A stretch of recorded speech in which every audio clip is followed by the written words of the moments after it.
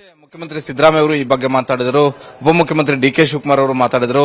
ಕಾನೂನು ಮತ್ತು ಸಂಸದೀಯ ವ್ಯವಹಾರಗಳ ಸಚಿವರಾದಂತಹ ಎಚ್.ಕೆ. ಪಾಟೀಲ್ ಅವರು ಮೊದಲಿಂದಲೂ ಕೂಡ ಈ ಬಗ್ಗೆ ಮಾತಾಡ್ತಾಳೆ ಬಂದಿದ್ರು. ಈಗ ದೆಹಲಿ ಚಲೋ ಅನ್ನುವಂತಹ ಒಂದು ಕಾರ್ಯಕ್ರಮವನ್ನು, ಒಂದು ಪ್ರತಿಭಟನೆಯನ್ನ ಕಾಂಗ್ರೆಸ್ ಹಮ್ಮಿಕೊಂಡಿದೆ.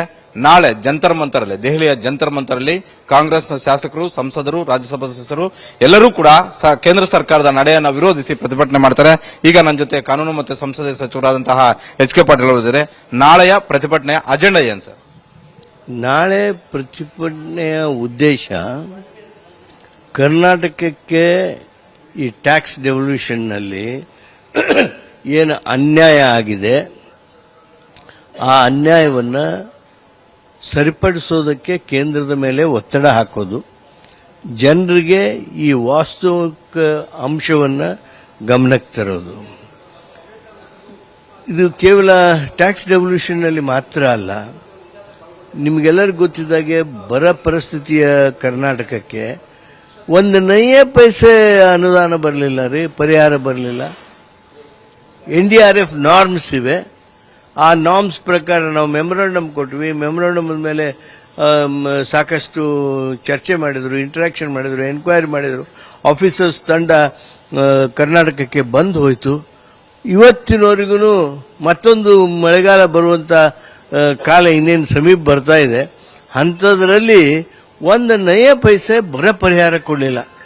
ಇದು ಕೇಂದ್ರ ಸರ್ಕಾರ ತೋರಿಸ್ತಕ್ಕಂಥ ಮಲ್ತಾಯಿ ಧೋರಣೆ ಅಲ್ವೇ? ಏನ್ ಕಾರಣ ಕರ್ನಾಟಕ ಜನರಿಗೆ ನೀವು ಇಷ್ಟು ದೊಡ್ಡ ತೊಂದರೆ ಕೊಡೋದು? ನೋಡಿ, ನಾವು ಏನ್ ಕೇಳ್ತಾ ಇದ್ದೀವಿ, ಮಹಾತ್ಮ ಗಾಂಧಿ ಗ್ರಾಮೀಣ ಉದ್ಯೋಗ ಖಾತ್ರಿ ಯೋಜನೆಯೊಳಗೆ ಬರ ಬಿದ್ದಿದೆ, ಅದಕ್ಕೆ 100 ದಿನಗಳ ಬದಲಾಗಿ 150 ದಿನಗಳನ್ನು ಕೆಲಸ ಮಾಡೋದಕ್ಕೆ ಅವಕಾಶ ಮಾಡಿಕೊಡಿ, 50 ದಿನಗಳನ್ನು ಹೆಚ್ಚಿಸ್ರಿ. ಇವತ್ತಿನವರೆಗೂ ಆ 150 ದಿನ ಮಾಡಲಿಲ್ಲ. 100 ದಿನ ನಾವು ಎಕ್ಸಾಸ್ಟ್ ಆಗಿಬಿಟ್ವಿ. ಇನ್ನು 50 ದಿನ ಹೆಚ್ಚು ಮಾಡ್ರಿ ಅಂತಂದ್ರೂ ಸಹಿತ ಯಾವುದೇ ಕಾರಣಕ್ಕೆ ಇವರು ಮಾಡ್ತಾ ಇಲ್ಲ. ಇದು ಕರ್ನಾಟಕಕ್ಕೆ ಮಾಡಿರುವಂತ ಅನ್ಯಾಯ ಅಲ್ವಾ? ಕರ್ನಾಟಕ ಜನರಿಗೆ ತೋರಿಸ್ತಕ್ಕಂಥ ಮಲ್ತಾಯಿ ಧೋರಣೆ ಅಲ್ವಾ? ಏನು ಹೇಳ್ತಾರೆ ಇದಕ್ಕೆ? ಅಲ್ಲ, NDRF ನಾರ್ಮ್ಸ್ ಪ್ರಕಾರ ಪರಿಹಾರ ಬಿಡುಗಡೆ ಮಾಡಬೇಕು. ಅದು ಎಲ್ಲಾ ರಾಜ್ಯಗಳು ಕೂಡ ಒಂದೇ ಬಾರಿ ನಾವು ಬಿಡುಗಡೆ ಮಾಡ್ತೀವಿ ಅನ್ನುವಂತ ಒಂದು ಮಾತನ್ನ ಕೇಂದ್ರದ ಸಚಿವರು ಕೂಡ ಹೇಳ್ತಾ ಇದ್ದಾರೆ. ನಿರ್ಮಲಾ ಸೀತಾರಾಮನ್ ಅವರು ಕೂಡ ಹೇಳ್ತಾ ಇದ್ದಾರೆ.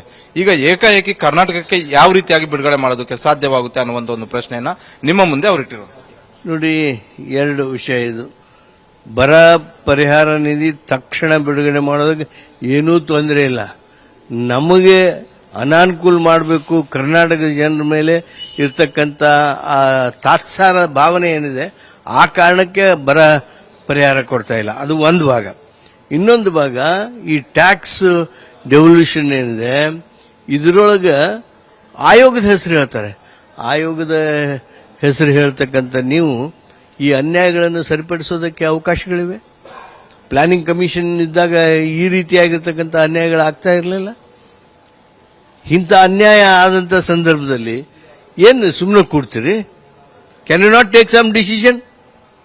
ನಿಮ್ಮ ಈ ಒಂದು ವರ್ತನೆಯಿಂದ ಈ ಫೆಡರಲ್ ವ್ಯವಸ್ಥೆಯೊಳಗೆ ವಿಶ್ವಾಸ ಕುದುರಬೇಕಾದದ್ದು ಕಮರುವಂತ ಸ್ಥಿತಿಗೆ ಬರ್ತಾ ಇದೆ.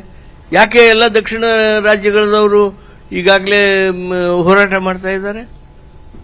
ಇವೆಲ್ಲ ಅಂಕಿ ಸಂಖ್ಯೆ ಮೇಲೆನ ಹೋರಾಟ ಮಾಡೋದಲ್ಲ. ಅನುಕ್ಷಣದ ಸುದ್ದಿಗಳಿಗಾಗಿ ವಿಸ್ತಾರ ನ್ಯೂಸ್ ಯೂಟ್ಯೂಬ್ ಚಾನೆಲ್ ಸಬ್ಸ್ಕ್ರೈಬ್ ಮಾಡಿ. ಹೊಸ ಸುದ್ದಿಗಳ ನೋಟಿಫಿಕೇಶನ್ಗಾಗಿ ಬೆಲ್ ಐಕಾನ್ ಕ್ಲಿಕ್ ಮಾಡಿ. ಲೇಟೆಸ್ಟ್ ಅಪ್ಡೇಟ್ಸ್ಗಾಗಿ www.vistaranews.com ವೆಬ್ಸೈಟ್ಗೆ ವಿಸಿಟ್ ಮಾಡಿ. ಅಂಗೈಯಲ್ಲೇ ಜಗತ್ತಿನ ಸುದ್ದಿ ತಿಳಿಯಲು ವಿಸ್ತಾರ ನ್ಯೂಸ್ ಕನ್ನಡ ಆಪ್ ಡೌನ್ಲೋಡ್ ಮಾಡಿ.